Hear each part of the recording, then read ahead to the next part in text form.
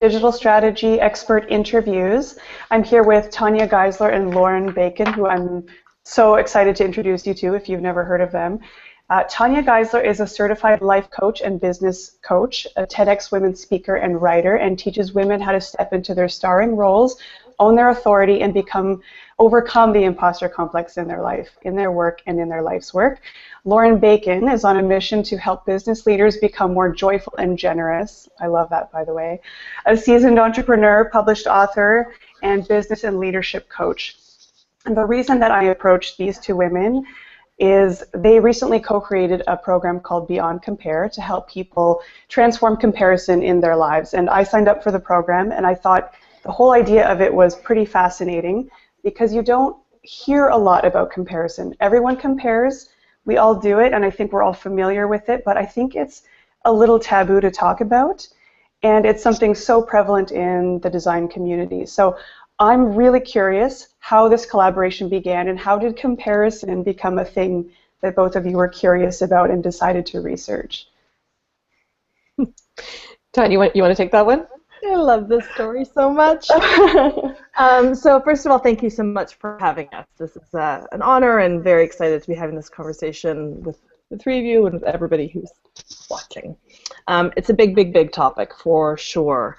So Lauren and I had been, we sort of traveled in the same circles for quite some time, and we both did, there's definitely some overlap in the kinds of, with the women that we both coach. We both coach leaders and largely women, and that has brought both of us, I can speak for myself. I've done a lot of work in the imposter complex because I've done a lot to overcome my own imposter complex. And certainly Lauren has a massive body of work with the imposter complex as well. So when we started to see this kind of intersection, it was like, let's see what's here. And we got on the phone with just let's get to know each other kind of thing. And both of us, in that very first conversation, just saw that the part of the conversation that was missing from the imposter complex conversation, and we could go into that a little bit, but that part that was missing was this comparison piece. So I had done a TEDx talk on the imposter complex that you mentioned, and that was literally the part that I cut out because it was just too much. It was too much to put into an 18-minute talk. But this notion that when we're trying to step into our authority, there's still this part of ourselves that, as long as we are othering ourselves or looking to anybody else, then and not really claiming our own authority, there's still this comparison piece. We can't be fully and completely owning our own authority when we are doing that comparison. So just really, it was just lit both of us up, and we always talk about this collaboration being the beyond compare in action, like what's possible when you really just sort of say, okay, well, we could really compare. You've done this, and I've done this, and you've done this, and I've done this, and that's all actually very helpful. But what would be really useful? How can we come together and really further this conversation? Amazing. And Lauren, do you have anything to add to how comparison started in your world? Well, I mean, just that I'd had a lot of personal experience as a comparer, I mean, so it was something that felt really chronic for me, and I was just really hungry to get at the root of it, right? It was like, because that's, my big thing is always like, well, I want to understand why am I doing this? What are the triggers? What's like, not just like what, why am I doing it in a compulsive way, but like or to just get into this like hyper analysis mode, which I can do, but like how is it in some ways serving me to stay in this rut, right? And then how is it not serving me, and what are the options for shifting out of it? Like, how do I shift this thing that feels like it's been with me forever, right? Mm-hmm. It feels like I've always had people I looked up to and people who I judged, and and what's the connection between those things? And so it was like partly it was like a little bit of self-understanding that I was seeking, as well as seeing it as really like a chronic a thing with my clients, a thing with our culture, right? Like I just feel like the media, especially women's media, is such an enabler of this stuff. A lot of people cite social media as a again, not like I don't want to attribute like that's the source of it, because it wouldn't. Those sites, those websites would get traffic if we didn't hunger for it at some level. The magazines wouldn't sell if we didn't hunger for it at some level. So what's that about? So I wanted to understand it, and I wanted to understand what's the alternative. How do we get there? Well, we kept seeing. So I was excited when. Yeah, sorry, love. No, it's okay. There's a lot of, it's not to say that we're the first people who are talking about comparison. We certainly heard a lot about, the comparison is a problem, and there's a lot of shame in comparison, and but the solution was always just cut it out. Yes, just doing it. Stop it, right? Like it's a bad thing, so just don't do it. So we sort of question, is it always such a bad thing? And okay, if I want to stop it, what does it actually look like? So that was really let's get in there under that and let's figure this out. That's fascinating. I was going to ask, is comparison always a bad thing? Like, can comparison be good?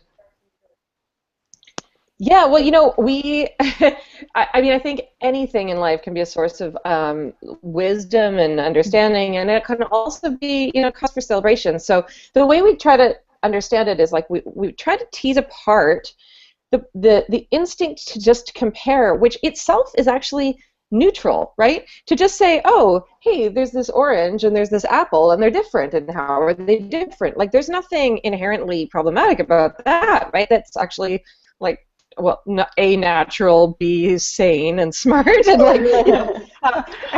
and so it's really the judgments that we attach after the comparison happens, right? It's like, oh, so these things are different, and I'm an apple and I'm not an orange, and I feel less than.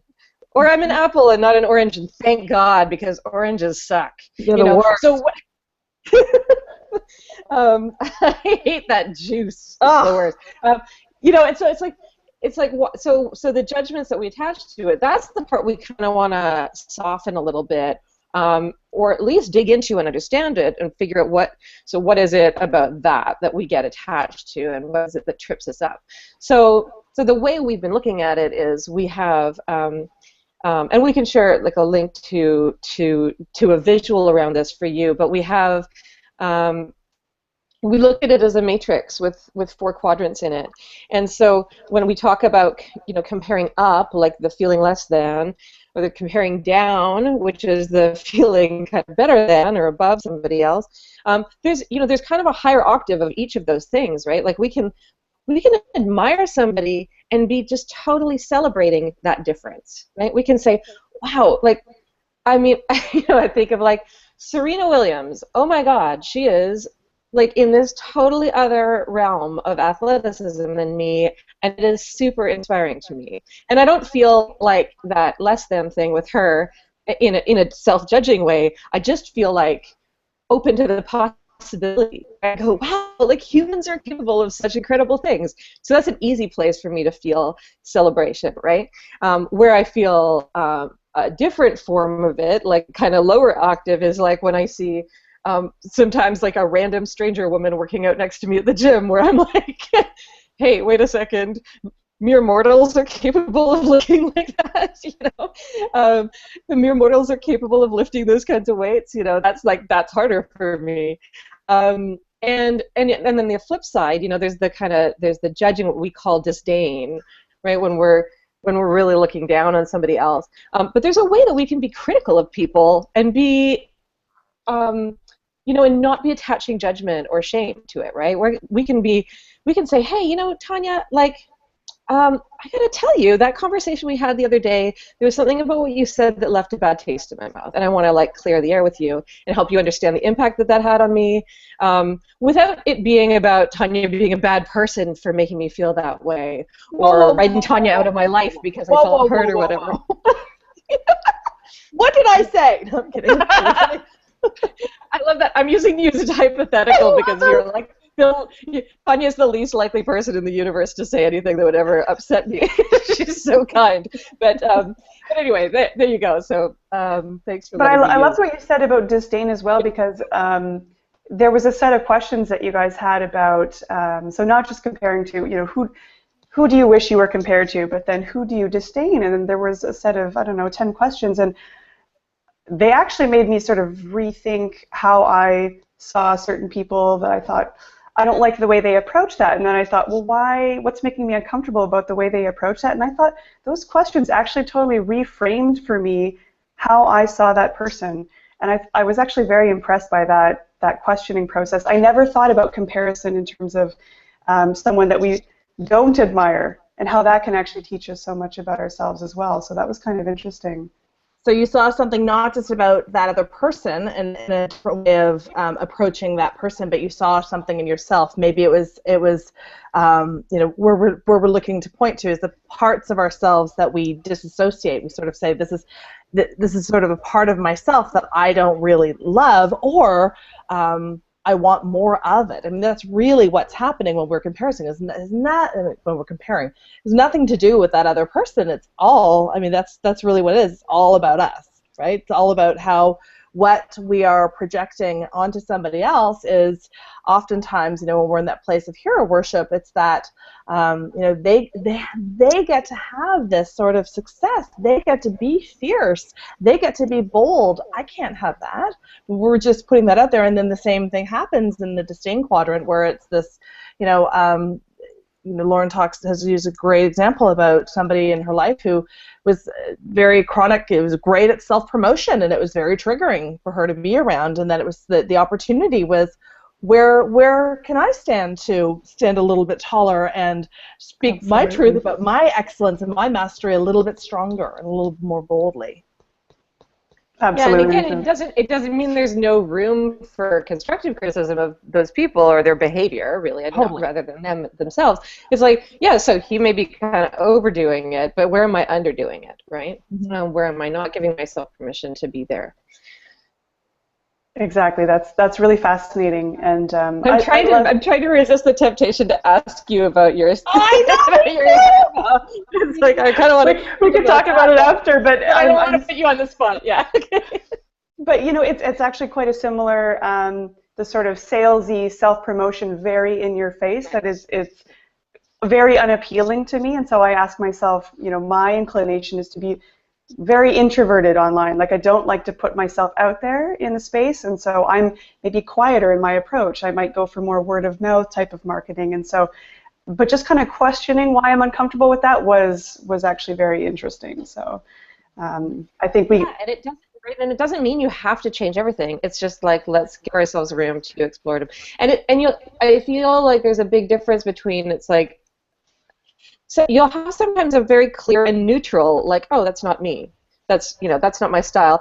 But it's when it feels like really emotional and you feel really activated by, it's like somebody, every time you hear them talk, you go, right? Like that's the place we want to get into, because it's like, that's where there's something in us that needs to be figured out and resolved. Interesting. So how does comparison hold us back? And where can somebody begin to identify? Because I'm sure a lot of people may even think, oh, well, I don't really compare, like it's not really a problem for me. But how might we identify that it is holding us back in ways that we're not really aware of? Well, there's... go on, Tanya. No, you go. It's okay. Well, I think there's a bunch of different ways. One of the ways that I think it holds a lot of people back is actually a fear of being compared to. So the fear of being on the receiving end of other people's comparison stuff, and so we see that a lot. Like, that's often the first place that people notice is where do they hold back for fear that it's going to trigger somebody else's reaction, for fear that they're going to be judged harshly by somebody else, or for fear that, like, if they expand, if they become more visible, that people will start putting them on a pedestal and expect total perfection from them, or turn them into some kind of other person that they don't feel like they are. So that's one place that people can get really stuck, right? And so you don't even need to be a person who compares. to get stuck on that place. Yeah. Because you can also, you maybe have done it. I mean, we've all had the experience where somebody that we really, really love and support, and we think they're doing amazing things, and then all of a sudden their star starts to rise, and it becomes a little bit uncomfortable, and then they start to disconnect, right? We call this the hero to zero script. We really love and appreciate and admire somebody, and then they start distancing themselves because we're here, right? Like, we're here, and then our perception of them starts to shift, and it's that, as Lauren said, we sort of canonize somebody, and then we start to demonize them when they're just too big for their britches. So we start wanting to cut them down, right? So that we've seen this happen, we see it play out, and we ourselves do it. So this is really, it's not particularly a conscious thing, but we've seen where, that person is just, we used to love them, and now we're just over it. So that definitely, I mean, I just feel very passionate. That shows up so often in people really stepping into more of a leadership role because they have seen this time and time and time again. Sorry, I interrupted Lauren, but yeah, go ahead. No, that's great, and I think that's totally true. And then so there's this. A lot of us get stuck in this fear of selling out, whatever that looks like for your profession or for your context. But it's like, so we fear being seen as a sellout if we do X because that fear of that judgment is so intense. So anyway, that's one place that can hold us back. And then I think the other place is just like it holds us back from our full expression of ourselves, right? Like this place we were just talking about around about not feeling comfortable doing self-promotion. It's like, okay, so then how are we going to claim our authority if we're deeply uncomfortable with self-promotion, right? So it could be something like that. It could be with the hero worship thing. It could, we often abdicate our authority, or we even abdicate responsibility for getting to where we want to go. It's like rather than having, carving our own path to somewhere, we kind of just go, oh, I'll just follow the script that so and so has laid out, and I'll just repeat, and and it should work for me too. And it's not, that's not how life works. So that can be a place that people get tripped up. And then I think the other thing is we just get distracted. Like, it just distracts us so much. A lot of us spend so much time obsessing over, and I'll use trivial examples, but like we spend time on reading gossip magazines and picking apart other people's outfits or whatever, rather than like doing the work, caring for ourselves. But we also we get stuck in social media loops where we start obsessively following our kind of heroes in the field, again, whatever that context looks like for you, and getting stuck in like, oh my God, this person's just launched something new, this person sounds like they're working on an amazing project, and then it just sparks this mental hamster wheel where we just we're totally losing focus on what we want to be doing and what's right in front of us. And so it's just, so distraction is a huge one. And also our own capabilities. I mean, when we're in this sort of shame spiral, whether we are in hero worship or we're in disdain, it's like, I should know better. I should know better. I thought I was way more evolved than this. So if I'm not as evolved as I thought I was, who am I to do X, Y, and Z, right? Like, how can I be any kind of a leadership coach if I have any of these, if I disdain or if I hero worship, I'm way better than that. And this really can stop. I mean, I see this time and time again with clients. Like, I cannot believe that I'm at this place. Like, who does that? Like, that's just, so even the act of comparing really can be very, I really feel this emotionally. It erodes our own confidence. It's some sort of proof of our inadequacy that we compare, any which way, at least sort of on those lower ends of the matrix that we're talking about. Absolutely. It's fascinating. Like for me myself, I found I was subscribing to everyone's newsletters, that anyone that's sort of in a similar field to me, and you've got like hundreds of newsletters coming in, and oh wow, they're launching this, they're launching that, and it is a distraction. And you think if you took all that time that you were spending sort of obsessing over what other people are doing and actually did the work that you're supposed to do, like imagine what you could accomplish. And even with Digital Strategy School, I put that on the back burner for so long because I was so afraid to ask my peers for money. You know, because there are designers that have been designing longer than me in my course, and so I'm like, who am I to ask for that? You know, what are my peers going to think? What are peers that don't know me going to think? And that was a huge battle for me personally. This is why we start the conversation with compassion. Like we have to feel some compassion towards ourselves as we do. We have all wasted time. We have all done these things that we know that we're not supposed to do, and we've all done it. So this is what we talk about, this coming from a stronger core, when we come from a place of compassion and kindness, that we're able to really have a look at these places that can feel very dark and very shadowy, and that have, we have seen the impact. We have seen where it has cost us opportunities, where it's cost us time, and there's also, just the disconnection that we so often feel when we are comparing ourselves to somebody, way over there, or when we feel somebody's comparing themselves to us. I mean, either way, there can be when it's this, at the one end of the spectrum, when it's really compulsive in that way. And again, there are, it's really fantastic to have what we talk about, possibility models in our realm, to say, that are doing amazing things. And it's like, well, yeah, I mean, I can feel that in my stomach.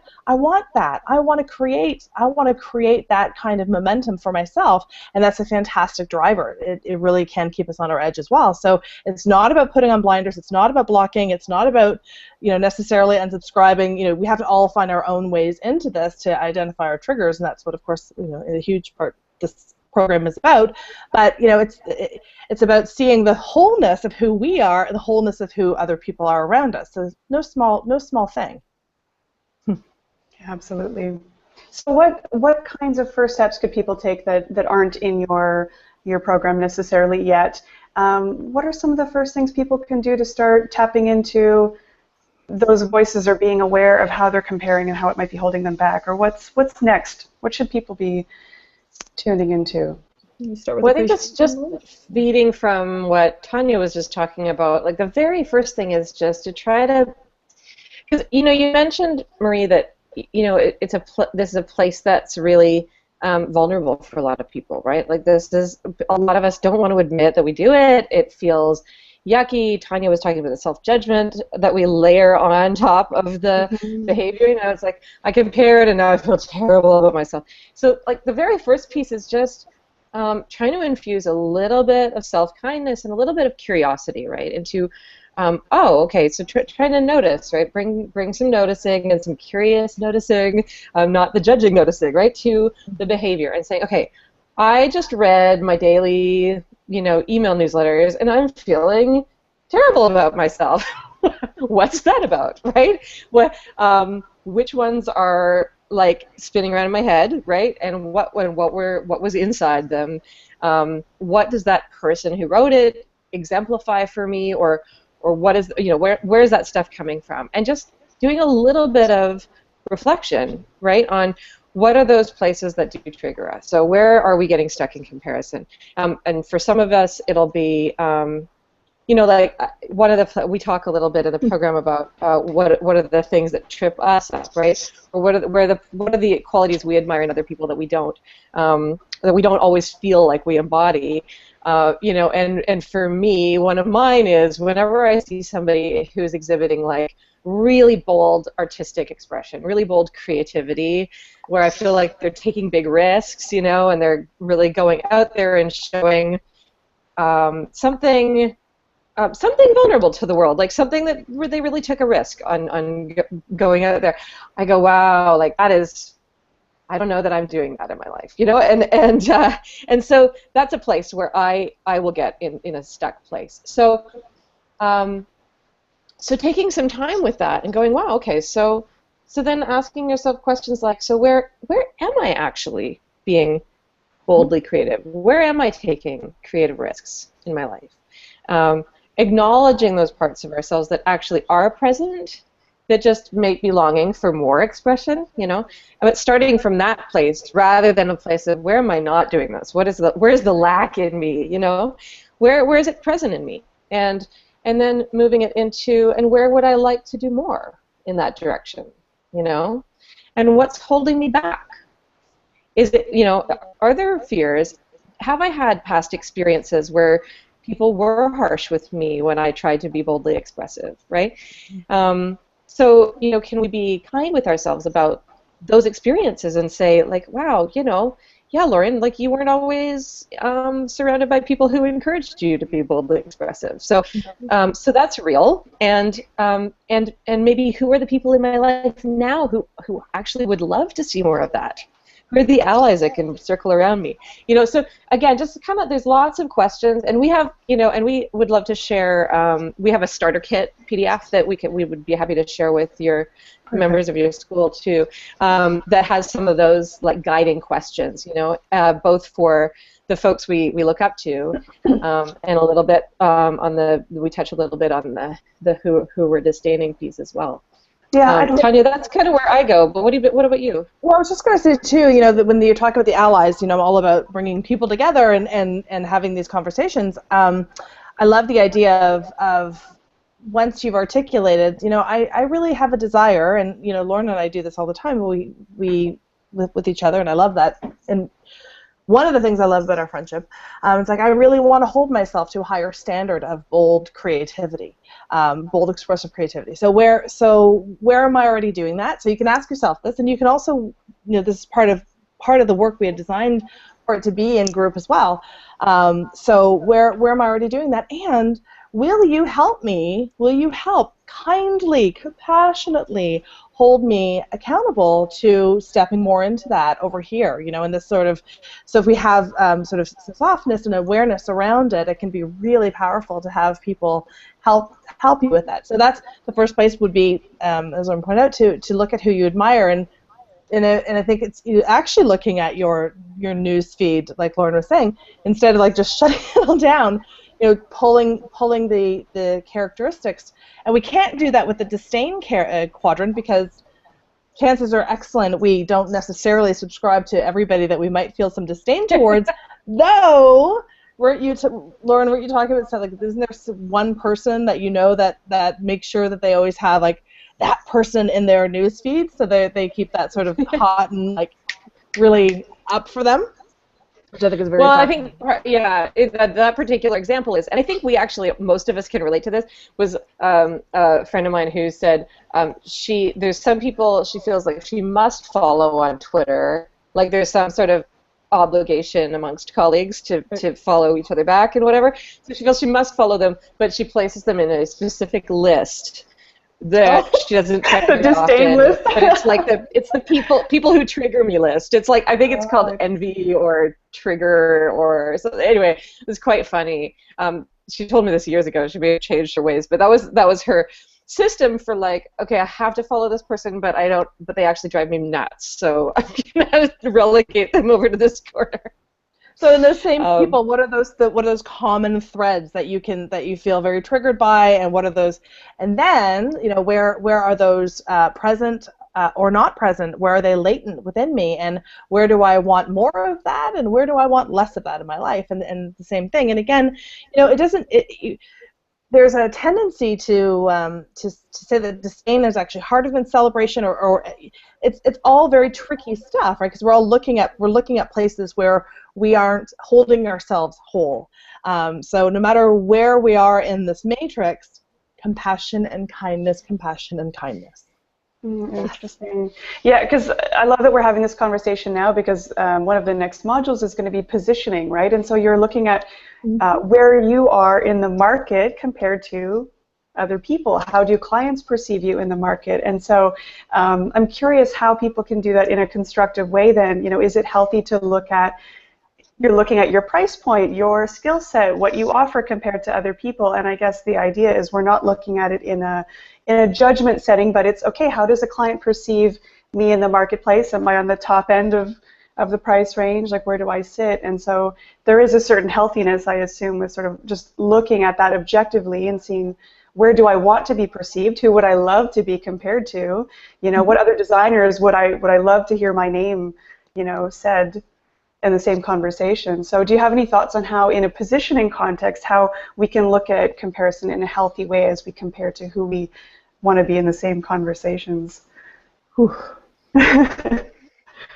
A lot to be said, but the answer is absolutely. It's incredibly healthy, and it's vital. I mean, it's vital to really have a good sense of.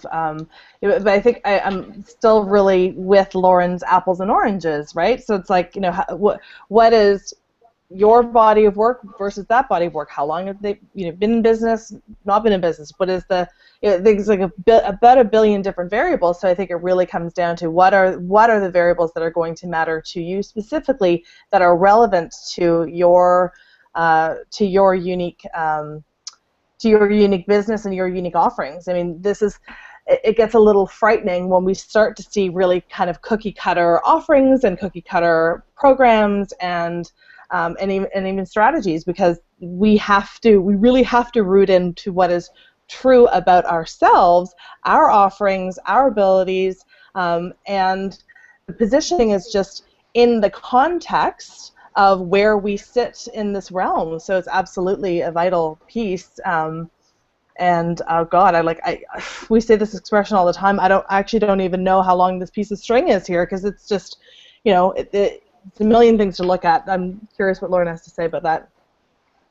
Yeah, well, I think that, a lot of the conversations around positioning and marketing are, they're sort of similar to the don't compare advice that you see out there. It's like, well, okay, so comparison is bad, so just stop doing it. And a lot of the positioning stuff, when you go and read the kind of business advice columns and whatever, so much of it assumes this level of emotional neutrality that most of us can only dream of, right? It's like, so just go and analyze these things and like look at how everybody fits in, and then decide where your price point might fit in and where your client niche might be, and and then presto changeo, there you got it, and you're done. And it's like, well, actually, this can be a really emotional. This can be a really emotional process, right?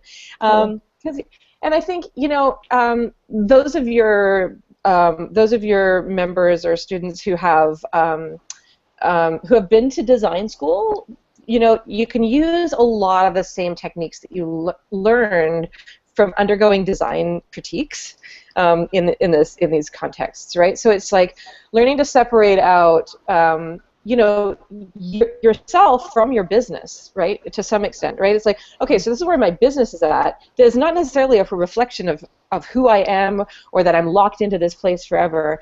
But maybe, if you've made a career change, like I made a career change from web design into coaching a couple of years ago. I'm not a master coach, right? I'm a novice coach. I'm a veteran web designer, right? I'm a veteran entrepreneur. Like I'm very experienced at lots of things, but I'm not that, I'm not as experienced as Tanya is at coaching, right? So I don't charge what Tanya charges to coach, So and that doesn't mean that I am less skillful than Tanya in the big picture, or that I have, that I have fewer skills, or that I'm less valuable, or whatever. But it's like just recognizing, this new business that I have, this new place that I'm working from, this is kind of the reality of it is, Tanya's a more experienced coach. Yeah, you bring different things to the table, different experience, different. Right. So where my strengths are is, I have deep expertise in what it's like to be running a small business, and what it's like to go from 1 or 2 people to 10 people. I know how to grow a business. I know how to grow a client niche. I know how to, all of those things. I have those skills, So that's what I bring, and that's actually great for different clients, right? So masterful coaching skills. I'm just not going to not let you own that. Right. Masterful. Thank coaching. you. Yeah.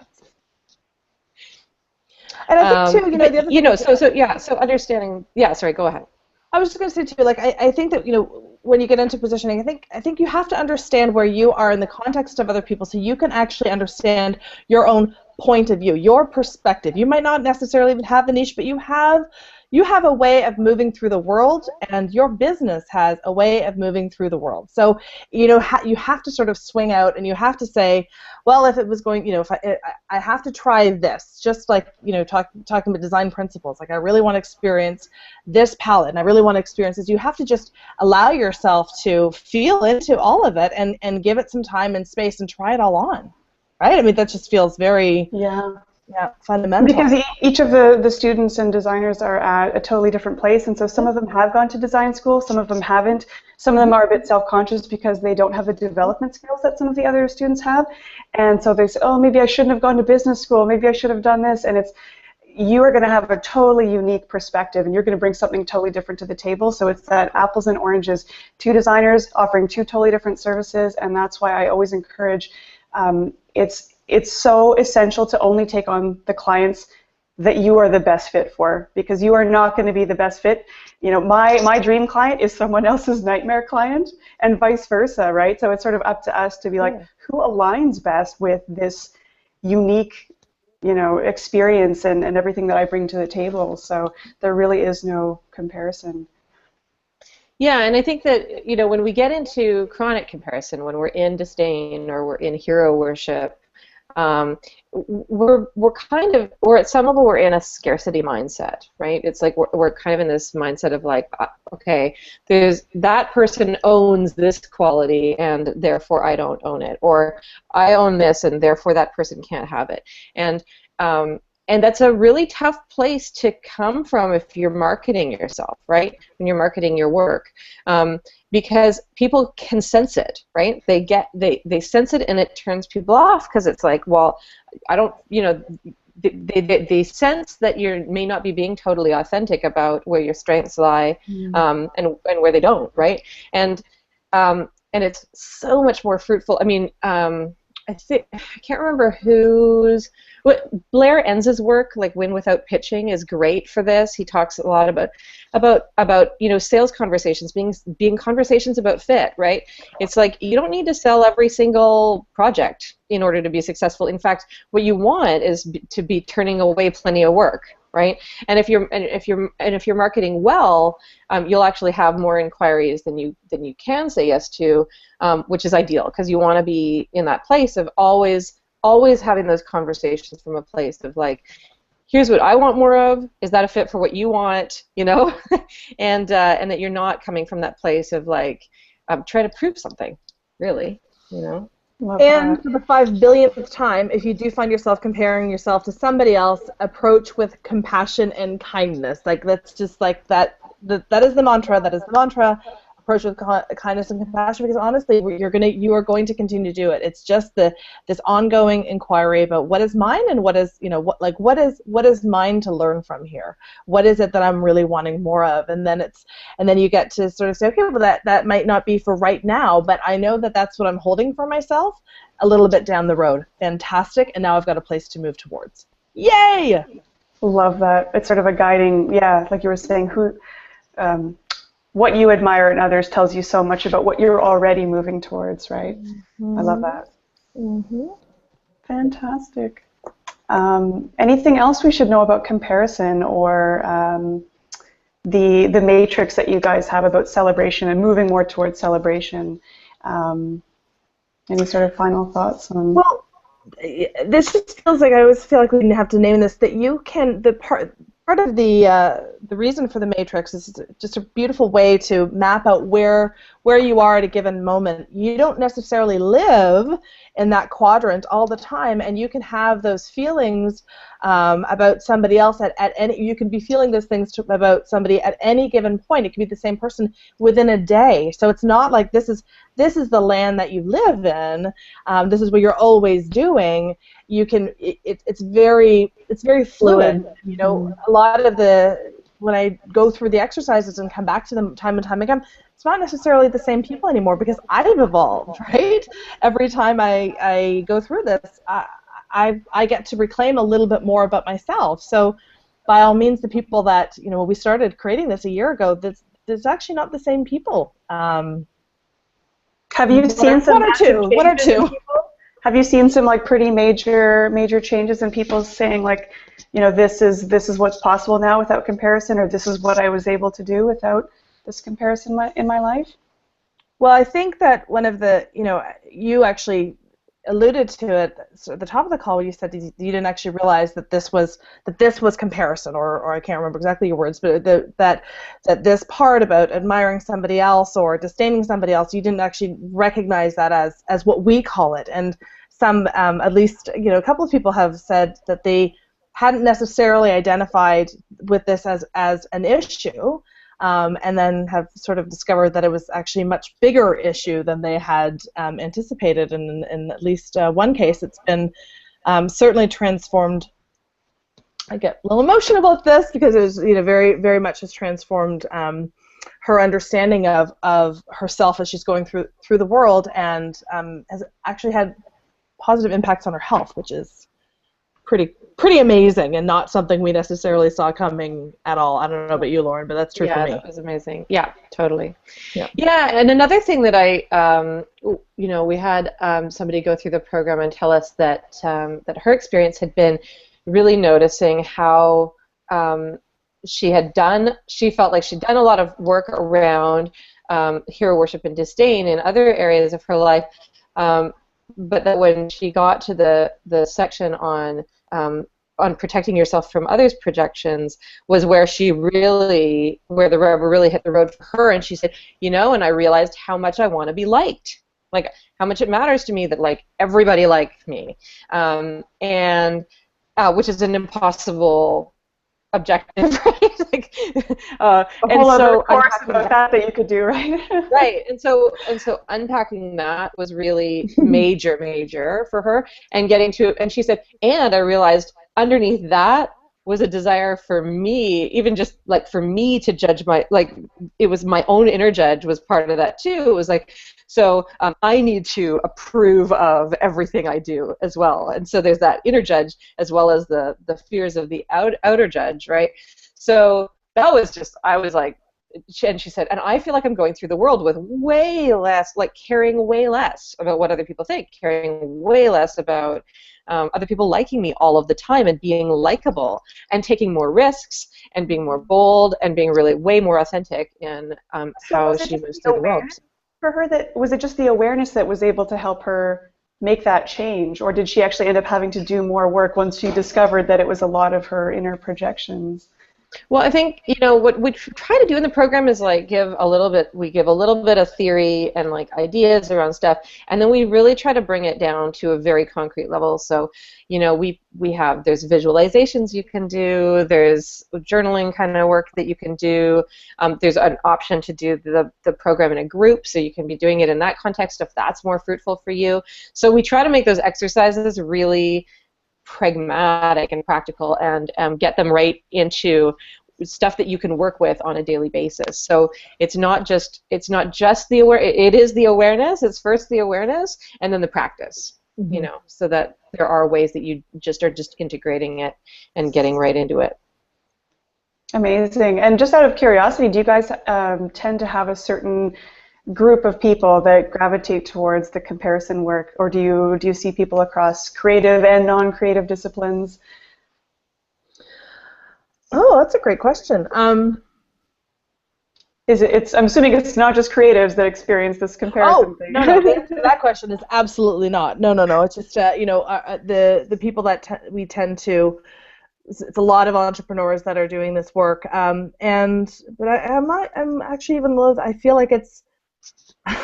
There's something for everyone. I mean, really and truly. Yeah. If you care about something, you walk through the world and you care about something, whether it is your business or your health or your parenting or your style, you are comparing yourself, and that is something that it can feel painful, and it's something you want to transform. It is literally for everyone. Yeah. Yeah, I mean, the one generalization I would make at this stage in our work on this has been that it's been mostly women who've gravitated towards it. But I've had some great conversations with men about it too, and we've had men do the program.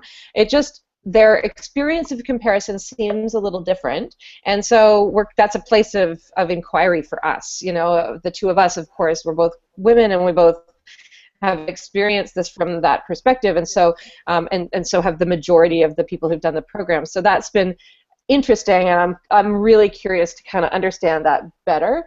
But I have to say, as a woman and a woman who kind of looks with a lot of curiosity around gender stuff, I do see it as particularly chronic among women, because I feel like many of us don't get great modeling around competition. Mm-hmm. And so a lot of our competitive instincts get transmuted into get distorted a little bit into self-loathing or self-judgment or judgment of others, and some kind of so there's some dynamics around that where I think competitive competition often gets mutated into comparison for a lot of women. Yeah, and then I think a lot of women's media, it completely perpetuates it, especially around looks and body image and all that stuff, yada yada. But there are many other ways in which it can show up, obviously. And I think the truth is that, I mean, right now, in terms of you're asking like who's actually doing our work right now, for the most part, both Lauren's and my audience and client base is skews much more towards women. So that tends to be the people that are finding our work and doing our work. I actually do remember, didn't somebody, I feel like I saw somewhere on your, not on my page, it was on your page, Lauren, where a man was like, why is comparison a bad thing? And I remember thinking, that is very interesting. That is very interesting, because it's when we were beta testing it, I sent it to a male friend of mine who was like, I'm reading all of your blog posts with so much interest, and I'm trying to understand, like, when you talk about this, do you mean that? Because he's like, so I do look to people for inspiration, but I'm always very discerning about what stuff I take in and what stuff I don't, and I'm like, yeah, you're not the target audience. Only for you. Oh my God. It's just like, okay, well, that's amazing. Some people just have a way better handle on. Yeah, but to be fair, my mother had the exact same response too. So it's clearly not just a gender divide. Yeah. Right. Well, I find this stuff fascinating, and I really love that you guys are bringing light to comparison and how it may or may not be serving us. And I just think it's interesting to bring it out of the taboo and into everyday conversation. So I think it's really great what you guys are doing, and I so appreciate all your insights about comparison. Thank you so much, Marie. It's been a pleasure talking to you about it, and I love that you're having these conversations in your group too. It's like my biggest hope for this work is exactly what you've just named, which is just like taking some of the taboo away, taking some of the self-judgment away, and really talking about it. Mm-hmm. And ultimately transforming it. Yeah. Amazing. Amazing work that you guys are doing. Thank you so much. Thank you. Thanks, Marie. Bye, guys. Take care. You too.